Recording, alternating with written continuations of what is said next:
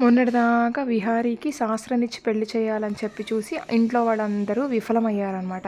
ఇప్పుడు లక్ష్మీ వంతొచ్చిందనమాట. మన లక్ష్మికి పెళ్లి చేస్తున్నారనమాట విహారీ ఫ్రెండ్ మదన్‌తోటి.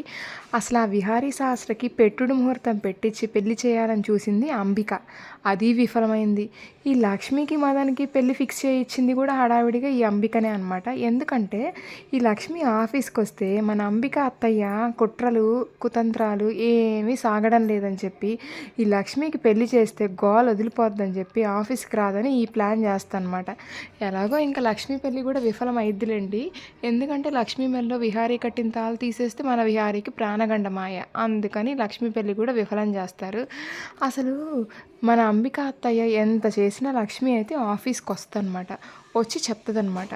ఏమనంటే, నువ్వు కానీ 57 కోట్లు కానీ కట్టలేదనుకో, ఆఫీస్లో నీ ద్వారా మిస్ అయినవి విహారీ గారికి పక్కా ఆధారాలతో చూపించి నేను ఇరికిస్తానంటది. ఇంకా చేసేది ఏం లేక అంబిక అత్తయ్య అయితే 57 కోట్లు చచ్చినట్టు కట్టేస్తానమాట.